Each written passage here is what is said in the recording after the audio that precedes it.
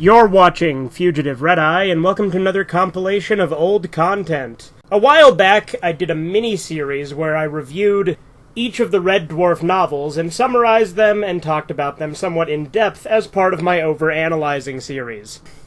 This was like 6 years ago, and I thought, it's probably a good idea to put all 6 parts of that mini-series together in one single video. For whatever reason, the audio is not as good in the last 2 installations of this, so it does get a bit quieter for the last 2 segments, so I apologize for that. But yeah, I've been re-listening to the Red Dwarf audiobooks, so that just kind of made me want to revisit my old videos on them, so I decided, hell, I'll make a compilation. Anyway, let's just jump right into it. Today is the first part of a 6-parter on the Red Dwarf novels. So as this is the first part of the 6-parter, I'm going to go ahead and get to the basic outline of what the Red Dwarf novels are. Then I will follow up with 4 individual parts covering each of the novels in depth on their own. And finally, I will end it off with a conclusion of my overall thoughts of the novel series. So since this part is just really the introduction, let's get right into it. So as far as that goes, Red Dwarf is a very long-running British comedy series. So it should be no surprise that it has spawned other forms of media. And amongst that, there is 4 novels. There's other books as well, including a role-playing game, some behind-the-scenes stuff, and a few other things. But we're going to focus on the novels for this little mini-series. So the 4 novels are as follows. The first novel, which is called Red Dwarf Infinity Welcomes Careful Drivers, also sometimes simply referred to as Red Dwarf, but for the sake of these videos I will refer to it as Infinity Welcomes Careful Drivers, because that way it's easy to differentiate. The second book is Red Dwarf Better Than Life, which is a direct sequel to Infinity Welcomes Careful Drivers. Both of those were written by Rob Grant and Doug Naylor together. It was a co-authored job. The third book was called Last Human, and it was written by Doug Naylor on his own. This was after the two had kind of split off a little bit, so I'm imagining that this book was written around the time of Series 7. The first 2 books having been written between, I believe, Series 2 and 3, possibly slightly later or possibly slightly earlier, but sometime around that general area. Rob Grant went on to write his own sequel, Backwards. So Backwards and Last Human are each alternative sequels to Better Than Life. They go down completely different routes and branch out in their own ways, and it's very interesting to see how the 2 authors handle it differently. As far as the books themselves, they contain many different original plot points. For instance, you see how Lister met Rimmer. You see how Lister got aboard Red Dwarf in the first place. You get some detailed stuff about how holograms work, and it describes how the Nova 5 crashed. There's also several things that were either later used in episodes or were readaptations of content from episodes. There's a little bit of both. For instance, White Hole was actually adapted from something involving a black hole in Better Than Life, whereas the Better Than Life concept itself was taken from the show and put into the novel. Both Backwards and Last Human heavily featured all sorts of stuff from different episodes. Both of them do have things from Gunman of the Apocalypse, with Backwards having a lot more to do with Gunman of the Apocalypse than Last Human does. But on top of that, Last Human gives the series a definitive ending. And one could argue Backwards does as well. The way the 2 handle it is different, as I'll get into when I get to those individual videos. The books themselves follow a completely separate continuity that actually don't follow the show. However, the book's continuity is more consistent, and some of it has been later canonized into the show to an extent. Again, with Red Dwarf, it's hard to say because of all the retcons, inconsistencies, and plot holes, but the books themselves are definitely their own thing. For instance, in the first book, Captain Hollister does not exist. Instead, it's a character named Captain Kirk, who is a female captain. On top of that, even though Todd Hunter's name is mentioned in the first book, a lot of his role is played by a character by the name of Petrovich. The books themselves are loaded with lots of great humor, and it feels like you're watching an episode of the show despite some of the differences. I myself would recommend reading the actual books themselves. I personally own the omnibus, which contains the first 2 books, and then I own books 3 and 4 individually. I also do have a copy of Better Than Life, even though it is contained in the omnibus, because I didn't realize it was at the time. If you don't want to actually read it with your eyes, like you don't want to actually have to read it, you can listen to the audiobooks. Now, in preparation for this video, I have listened to the audiobooks of the first 3 books. I have not fully listened to the audiobook of Backwards, but I've listened to a little bit of it. So as far as that goes, with the audiobooks for the first 2, there's actually 2 versions of the audiobooks. There's the shortened radio show versions and the unabridged versions. I listened to the radio show versions leading up to this, because those were on Amazon Music. As far as Last Human and Backwards go, I believe there's only the unabridged version. However, there is still content missing from Backwards. The first 2 books are narrated by Chris Berry, both in the abridged version and in the unabridged version. The third book, Last Human, is read by Craig David Charles. And finally, Backwards is read by Rob Grant. So that gives you an idea of how these books are so far. Like I said, I'll be going more in-depth with each one as I progress with this little 6-part mini-series, but that does it to give you a taste of this. Here in part 2, we're going to be specifically talking about Infinity Welcome's Careful Drivers, which is the first Red Dwarf novel. So Infinity Welcome's Careful Drivers starts out with Lister on the moon Mimas. He got there by unknown circumstances on a drunken night out celebrating his 25th birthday. Unable to get back to Earth because he somehow spent all of his money on that same drunken night in question, he resorts to stealing a hopper taxi, which is a type of taxi that just kind of jumps around like a mech sort of from place to place to deliver people, and illegally taking fare so that he can try and save up enough money to get back to Earth. Incidentally, the only customer we actually see him pick up is someone who's very oddly familiar. It's a man in an officer's uniform wearing a false mustache. Originally, this person has Lister take him to a quote-unquote restaurant in the red light district. However, Lister clearly sees this person run into a whorehouse. He agrees to wait around for the customer in question, because he really didn't want to have to find another fare that night, so he was willing to take more money from him. But once that customer takes too long, he goes into this android whorehouse and pulls him out of there. This customer later on bribes Lister so that he won't say anything about it. When he bribes Lister, however, we get a quick glimpse of his wallet, which happens to have the name Arnold J. Rimmer, BSc, SSC, monogrammed into it. Rimmer, of course, tells Lister that his name is Christopher Todhunter, but then, of course, seeing that, Lister says, "See you later, Rimmer." Later on, it cuts to a little bit further ahead. It has some more stuff describing holograms and things, but we're going to stick mainly to the relevant plot. In fact, most of the hologram stuff actually got cut out of the abridged version, but it does go in depth on George McIntyre's death, so if you were curious about that, it is in the book. Lister decides to join a Space Corps ship to try and smuggle himself back to Earth. He plans to hop on an Earthbound vessel and sneak off once they get on Earth and go AWOL. As you probably guessed, that ship is Red Dwarf. The problem is before going to Earth, they have to go to one of the moons of Pluto, Triton, in order to mine some ore to take back to Earth. So it's like a 4 or 5 year journey, something like that. So Lister kind of got roped into being stuck aboard Red Dwarf as a vending machine repairman, as we've seen him in the show. Of course, we know about the whole radiation leak and the cat, so I really don't have to go too in-depth on that. But suffice to say, there are some differences when he wakes up. For instance, in the book, when he first wakes up, Rimmer is not revived yet. It's just him and Holly. Lister is basically a wreck and starts falling apart, at which point Holly decides to revive someone in order to keep Lister sane. He revives Rimmer because he's the only one he could think of at the time, and then he lies to Lister and tells him that he's the one he was the closest to, because Holly honestly couldn't remember anything about anyone. He just remembered Rimmer. He's senile, as the show has shown. So the whole thing about how many words he's had with Rimmer, yeah, that was all a lie.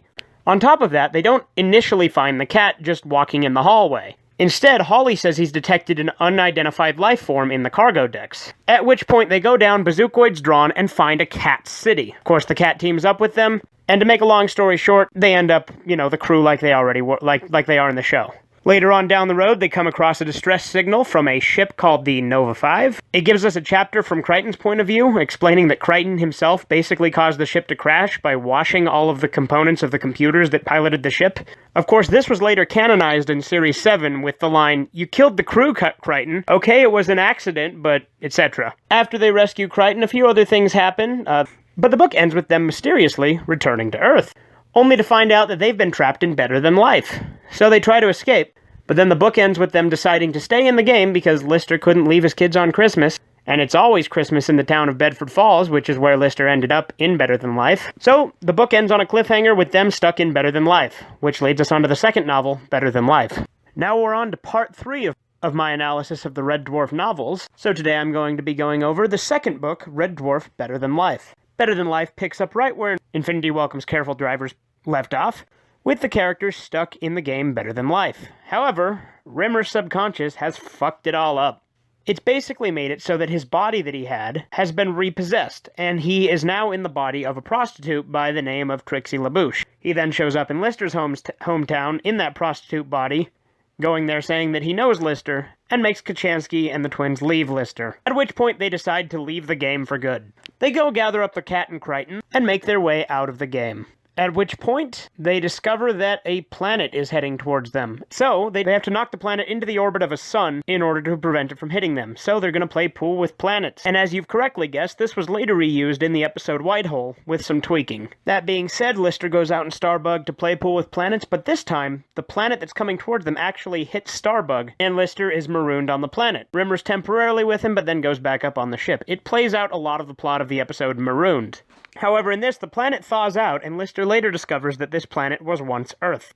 It has since become a garbage world, which was the dumping ground for the solar system. The way it ended up in deep space is it somehow, launched itself out of orbit due to all the methane buildup that all the trash and stuff had left on it, specifically the fecal matter that was left in one specific area. Lister stays on Earth, and Rimmer did say he would be back to get him. Back on Red Dwarf, however, they are near a black hole, so time dilation is in effect. Holly, of course, only had a limited amount of time left to live because of his increased intelligence. If you've seen White Hole, you know what I'm talking about. But luckily, the Toaster was there talking to Holly the whole time, and he actually knows how to get them through the black hole safely. So as an interesting twist, Talkie Toaster actually saves the crew in this novel.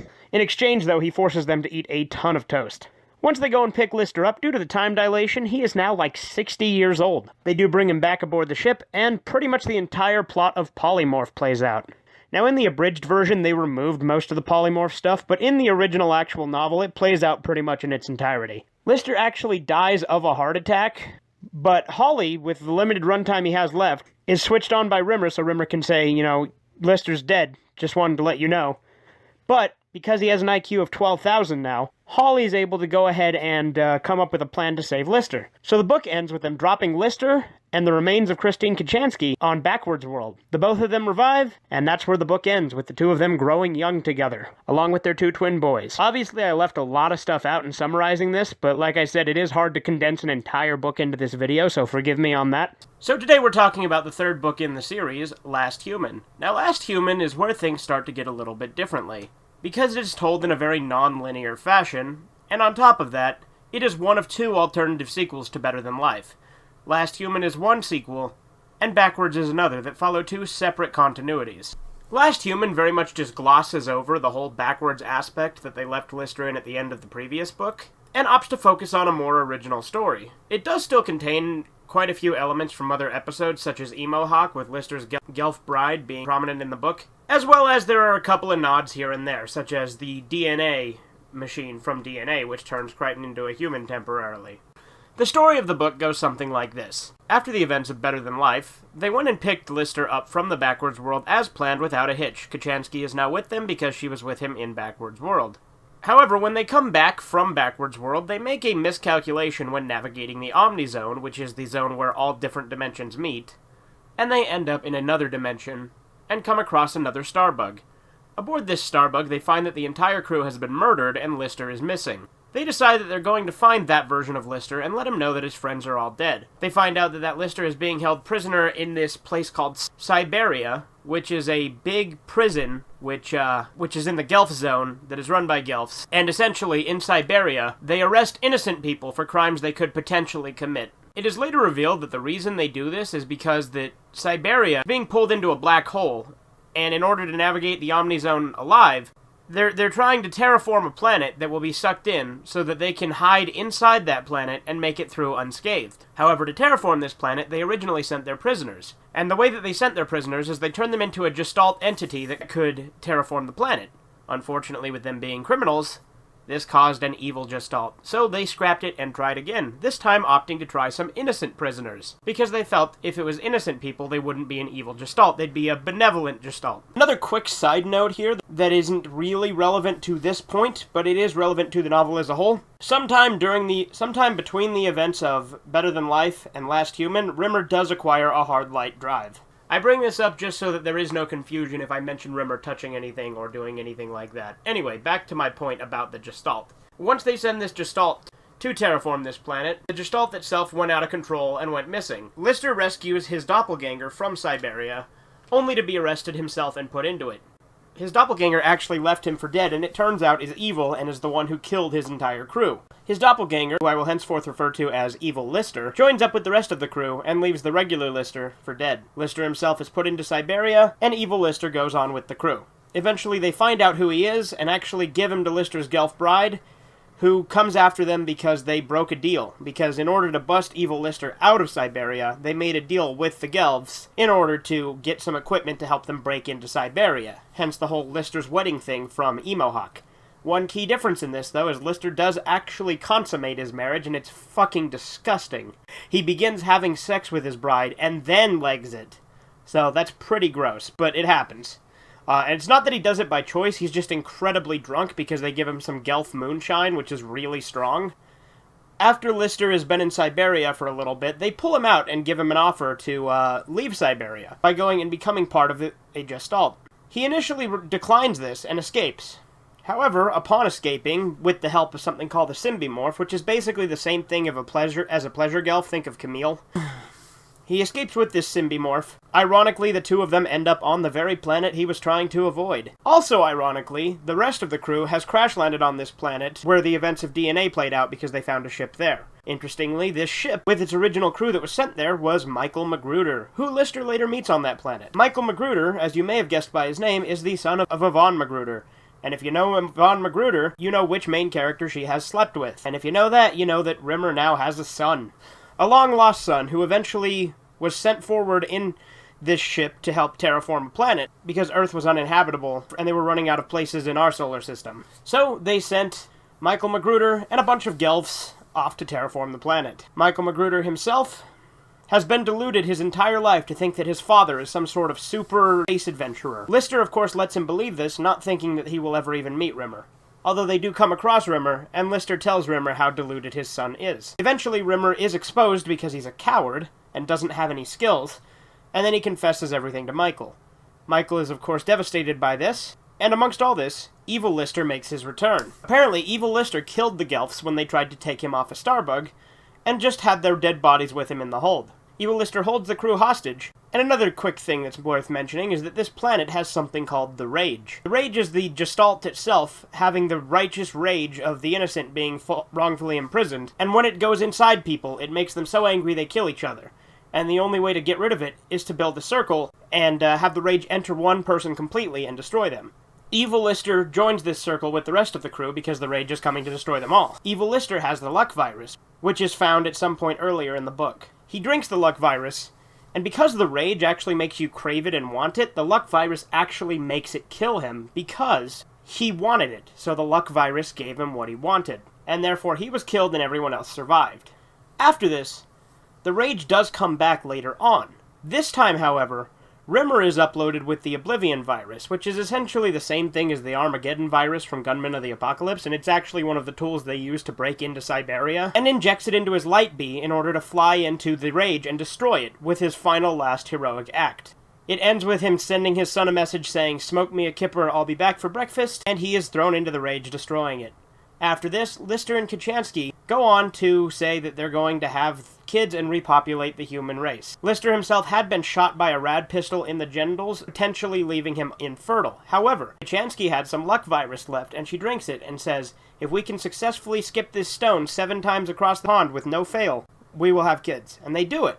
So then they go, and it ends with them consummating their love to repopulate the human race. It does have Crichton and Magruder going to look for Rimmer's light bee, so one would hope that maybe he could be recovered. I don't think he would be able to because of the Oblivion virus being the Armageddon virus, the same kind of thing, with it being very destructive. But one can only hope, because I do like Rimmer. But regardless, that is how Last Human ends. It's been like 7 months since I've previously done one of these, and I do apologize for that. I wanted the novel to be fresh in my head, so I actually listened to the audiobook version, which I hadn't done before. I've read the physical actual book multiple times, but it has been a while since I read it in its entirety, so I listened to the audiobook, which does leave out some key plot points because it is abridged, as all the audiobook versions are. Even the quote-unquote unabridged versions do remove some things. Today I'm going to be talking about the 4th Red Dwarf novel, which is Backwards. Now, Backwards was Rob Grant's version of a sequel to Better Than Life, whereas Doug Naylor went and did Last Human. Backwards is a lot more of a direct sequel to Better Than Life than Last Human was, and it takes place almost immediately after the end of Better Than Life. The plot to Backwards goes something like this. They rendezvous to pick up Lister as planned at the end of Better Than Life. However, they miss their initial flight window and get trapped in Backwards World for 10 years. Now because of this, when they get out of Backwards World, Lister and the cat are now 15 years old, whereas Crichton and Rimmer are the same because they're electronic. That being said, while they're trapped there, this book goes into great detail about how the laws of that universe work, and it gets very complicated and confusing, and there's bound to be a couple things that don't make sense. But one can imagine a person from a forwards-moving timeline going into a backwards timeline is bound to cause some anomalies regardless. That being said, only the first section of this book really focuses on the backwards world. The third section does a little bit too. But another key point of this book is Ace Rimmer.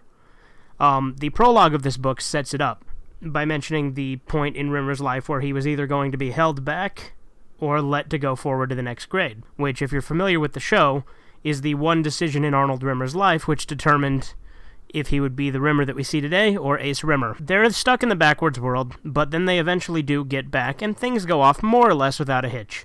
A lot of stuff does happen in the backwards world, like Crichton unmurders a guy, and the cat gains his virginity, which, obviously, if you're familiar with the backwards world, you know I'm using these really weird terms, because time is in reverse. The cat, gaining his virginity, was actually removed from the audiobook version, probably because it's not really that relevant to the plot and would have been really awkward to read.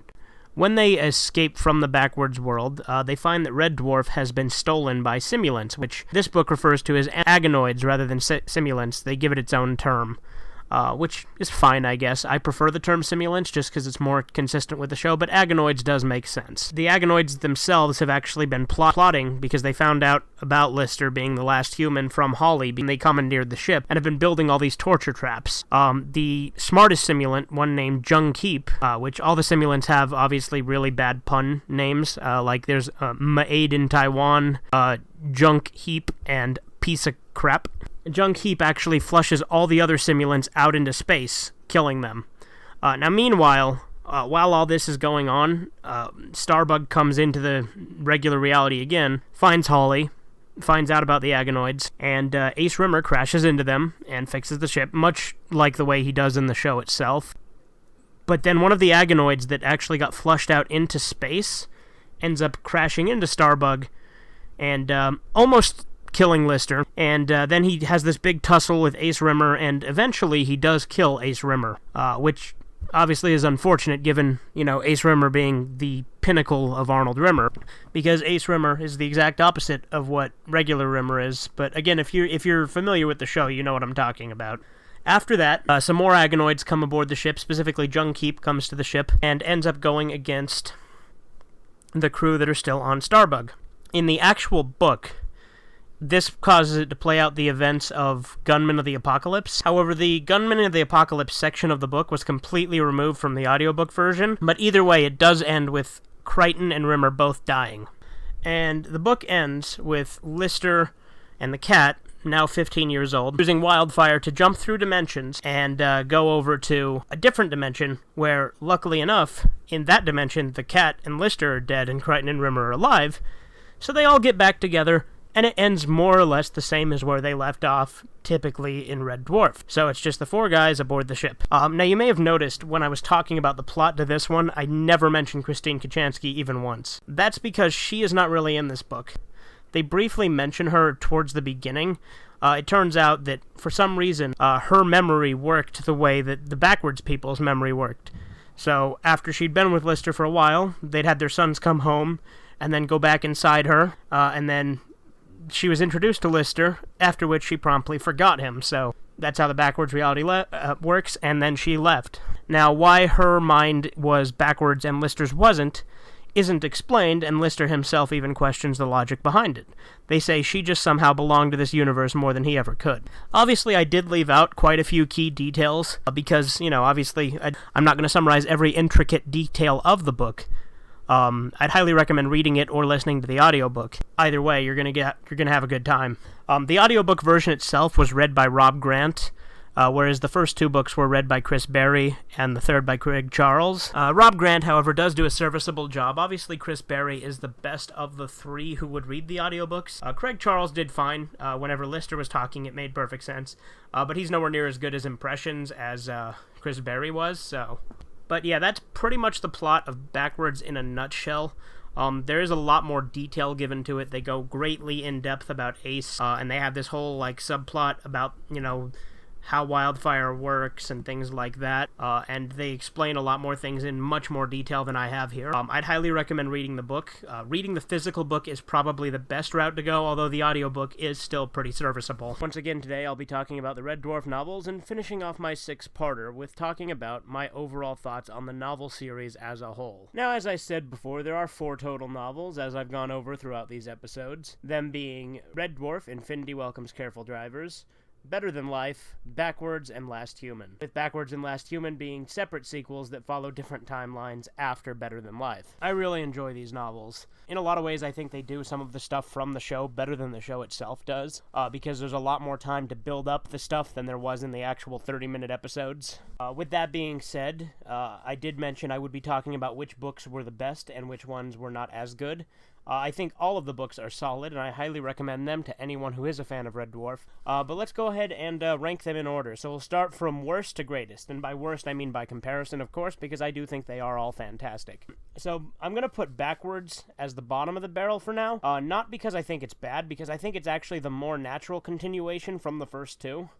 And it actually feels more like what a Red Dwarf episode would be like than Last Human does. However, I do think with Backwards, they recycle a lot more content from the show than Last Human did, and granted, Last Human did its fair share of that too, as did all 4 novels. And I do think Backwards has a lot of interesting and cool concepts. However, I think that just compared to the others, it does fall a little bit short, just because the ending is a lot less conclusive than the ending is in Last Human, for starters. I think it's missing some of the charm from the first 2 books, to an extent. It does feel a lot more like the first 2 books than Last Human does. But, again, I think it just falls a little bit short in that it doesn't have inclusive. And it just feels like another episode of the show, which is fine. But, in my eyes, I kind of want something more for the end of the series. Next up, we'll put Last Human. Now, Last Human I do think is better than Backwards, as I said before.